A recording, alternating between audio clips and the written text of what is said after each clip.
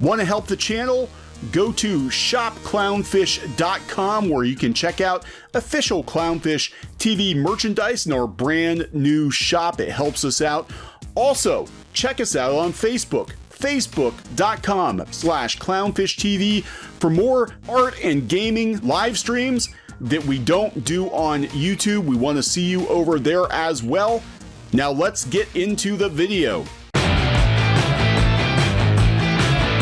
Hey guys, welcome back to Clownfish TV. This is Kneon. I am here with Geeky Sparkles. Hello. And we're going to talk about cartoons on Netflix. That's right. We're going to talk about cartoons on Netflix that are getting awards and some that are good and some that aren't. Getting awards and getting renewed, and then we're going to talk about some other cartoons that are left in the rearview mirror. That don't seem to be. You said rear. I said rear. Don't seem to be getting renewed and did not win as many awards as some other cartoons. How much some people try to artificially make it trend on Twitter. So here we go. You were watching this. We're going to talk first about the Dragon Prince, because the Dragon Prince just got renewed for 4 more seasons. Right. They're going to do the whole 7-season saga now on Netflix because it is so good and it's doing so well. And it won the Daytime Emmy. Yeah, that's where we're going to go with it. Now, what's interesting about the Dragon Prince is I know for a while they were scared that they were not going to get renewed because it didn't look very good. They did the first 3 seasons and were like, I don't know, guys, it might not get picked up for all 7 seasons, but it looks like as of Comic-Con it is, and they did win some awards. So they got the award for what? Best? They won 1. They were nominated for 2. They were nominated for sound and stuff. They won Best Children's Animated Series, which they were up against Arthur and what is that? Casa Grande's, Craig of the Creek, Loud House, Nico the Sword of Light, Trolls, The Beat Goes On. Now, other categories had other shows in it, but like some of them had Carmen Sandiego, and their other shows like Best Animated Special Class. They had different ones that were from Netflix or streaming services that were nominated, and Dragon Prince won for Best Children's Animated Series. Notice what's missing from that list. The one that was for the children. For the children. I don't see I don't see She-Ra and the Princesses of Power on the list. She wasn't even nominated. No, not even nominated for any of the children's categories. Not nominated for anything, but it's for the children. It got nominated for a Daytime Emmy last year. It also got nominated for GLAAD Award, but didn't win either one. And what it did win was this year Outstanding Daytime Promotional Announcement. What does that even mean? Promotional announcement? That means marketing. Yeah, the marketing. Because they listed it on International Women's Day, but it beat Sesame Street 50th Memories. Okay. I think that should have won over She-Ra. So it basically had the best woke marketing is what it won this year. Look, I'm not going to say this is a contest, but it's a contest. It's a contest. It got nominated last year and didn't win. And this year it won for, it's like that, what was that, the First Wives Club, would you win Best Digestion? That's what it kind of reminds me of. It's like you won. Pretty much, because the timing is very weird, because if you've been out to Twitter lately, if you follow animation on Twitter, you will see that there are constantly campaigns on Twitter trying to get a She-Ra movie, trying to get more She-Ra. It's interesting to me, when I was going through the tweets on that thing, a whole bunch of them were people just reposting it over and over again, but changing a couple words with a different picture and hitting it over and over. So it's nowhere near even the amount of people that they're claiming it is. Yeah. It's just some people with different accounts or whatever doing it over and over and over again, and because they want a movie. God, so they want a movie or they want another series or something, and Stevenson herself said she'd do it, but of course she does. Who do you think's probably behind it all?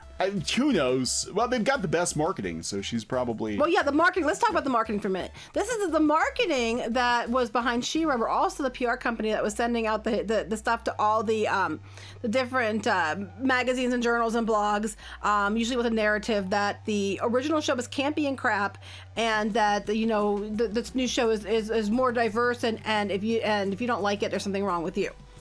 And they doubled down on this. And so much so that Melody Britt even had made a statement about the marketing specifically behind the show and how she did not appreciate how it was being marketed. And it did sound to me, from reading what was said, that there was definitely an effort behind it to push it that way, and she did not approve. Yeah, Melody Britt, of course, being the voice actress of the original She-Ra, and much love to you.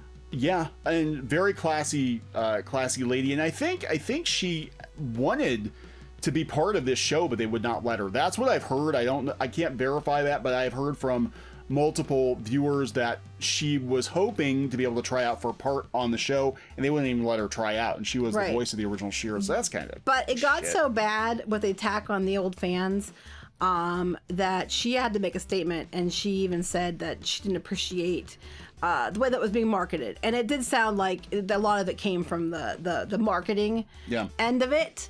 But good news, they won a outstanding daytime promotional announcement for their Women's Day thing for She-Ra.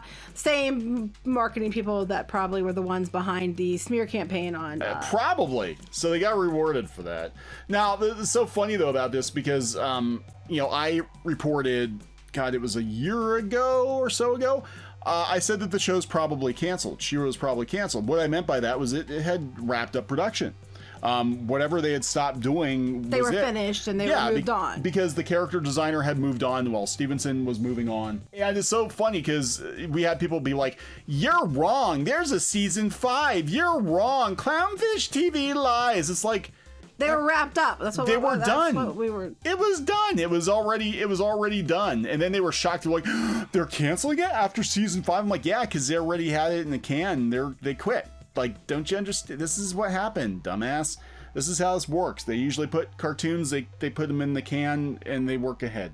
Anyway, Dragon Prince is getting renewed. Right. So that was good because Dragon Prince is actually a great show that shows you that diversity can be done in such a way that is organic and fun and has a good story and isn't all about diversity. Do we mention diversity? Because it's good. Because why? Diversity. It's good because it's a good show that happens to feature excellently done diversity. Yeah, so we're going to talk about that, and then we'll talk about Korra, actually, how that relates in this whole mindset. But Dragon Prince, it kind of snuck under the radar, because as far as I'm concerned, Dragon Prince is the spiritual successor to Avatar, The Last Airbender. It does have some of the people who worked on Avatar. It feels more like Avatar than Korra does. I think Korra was boring. I'm sorry. You might like it. That's okay. I couldn't get past it. First season, stopped watching it. I was bored out of my mind, and I didn't like her, so I thought she was a whiny brat. And there was kind of, I wouldn't say it was a concerted effort to like tank the Dragon Prince, but there was a lot of, it seemed like the media wasn't really paying attention to it that much, even though it was a really good show. And it seemed like when they would talk about it, I know there were some outlets that were kind of like, well, okay, now where's your diversity statement? And they're just like, well, we just wanted to make a good show. But they already are very diverse. But we just happened to put diverse characters in there, but it wasn't like we did it to hit you over the head with it or anything. We just wanted to do a good story first, good characters first, who happen to be diverse because they're good characters. Right. Their color or their, ethnicity or their, sexual orientation or their, handicaps are secondary to them. I mean, they're part of them, but that's not the most important thing about them. Yeah, and that was kind of the way it was with Avatar. They're technically, if you think about it, there were no white people in Avatar. Yeah, even though according to this one article, that's not true. All right, so they pulled it down, didn't they? No, it's up. Is it still? Yeah, it's still up. Because someone said that they do take it down. Now this is on Medium. I don't know if this is. I think this is just a. It's a 17-minute read. Yes, it is. It is very wordy. Yeah. It's like, look, there's a hidden Mickey. There's a hidden Mickey? Sorry, I just couldn't help but notice. Oh, look at that. Oh, that's the whiteness of Avatar. Sorry, Disney on the brain. Anyway, it's very... I honestly think that the show, which I found very boring, was more interesting than this article. Not saying something. Yeah, it was a dissertation. Now, I'm not going to disagree with everything that they said, and we're not going to go through it. We're going to give you a gist of You can go if you want to, but you'll be reading for a long time. You'll be reading for a long time. It was making the rounds on Twitter yesterday. We thought we'd kind of throw it in here because there is always a comparison. And I think that's what the problem a lot of stans had with the Dragon Prince is that a lot of people compared it more favorably to Avatar than Korra. Because it's better than Korra. It is. And it feels more like Avatar than Korra did. Objectively, the show feels a lot more like Avatar than Korra does. But the thing about Korra is now, Korra, they pushed really hard when Avatar was announced on Netflix. Yes. People were furious. The media was furious that Korra wasn't on there too. Figured that if they got the rights to Avatar, they were going to get the rights to Korra. Yeah, we already figured Korra, the announcement coming. I mean, everybody kind of knew it was coming, right? They just didn't want to spread them out a bit. And immediately, both with the announcement of Avatar and with the announcement of Korra, you get the people on there. If you don't like Korra, if you don't think it's the best, you're a misogynistic racist. It's faux, blah, blah, blah, blah, blah. Just like She-Ra. You know, you're a problematic person because you don't like it. Immediately they started this. As soon as Korra was announced, they started it again because people were like, well, Avatar is better. Well, you're not allowed to think that because if you disagree with their opinion, there's clearly something wrong with you, but they, of course, are always in the right and perfect. To which I did a post. It was like, me, oh look, they brought it back. Not surprised because we figured they would. Didn't like it, but you can. Them, you're an istophobic, racist, homophobic, blah blah blah blah blah. Me, this is why people don't like you. Yeah, we've said before about Korra. I mean, we tried to watch it. Avatar is still one of our family's all-time favorite shows. Kids are asking to watch it again. They won't watch it again. We have it on Blu-ray. We might watch it again. But with Korra, it was like we watched the first season, and it was like pulling teeth to get through it. Yeah, it was not a fun show. They checked out, I think, before we did. They checked out. They didn't want to watch it anymore. We watched it clear to the end of the first season. Yeah. They didn't. They gave up. They about hated it. Halfway through, they're like, this is clearly not Avatar. And it didn't even have the same tone. But, you know, this was making the rounds yesterday. Now, Korra, which was a darling just a couple of weeks ago, now Korra is being accused of being too white. But I don't think there's any really white characters in it. No, there? This world, I don't think there are any what you'd consider white people in this world. But they're saying it's too white because the city, the Republic City, looks too much like New York, so it's filtered through whiteness. Now I will my God. I will give her that. There are lots of nods to New York.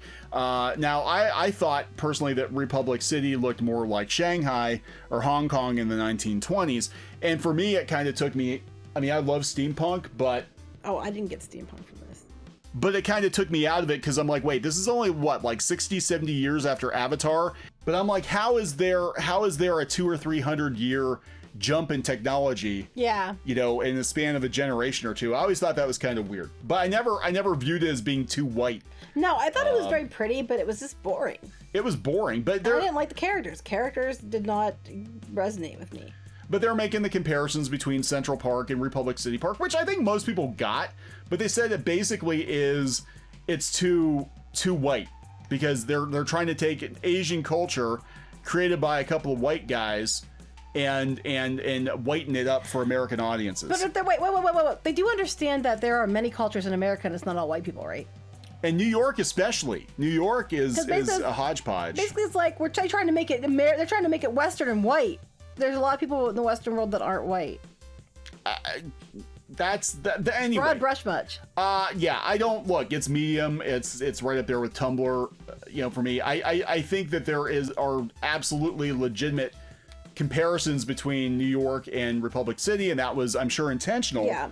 You know, but saying that the show is too white, it seems like this is part of the trend now of anything that's not authentically created by non-white people. If there are white people involved, it's too white. I'm sorry, I can't look at that and not see anything but a Mickey balloon. Well, just give them time. They'll buy this too. Well, I don't know. They don't have any money, so they're not gonna buy anything. I can't look at that and see anything else but that now.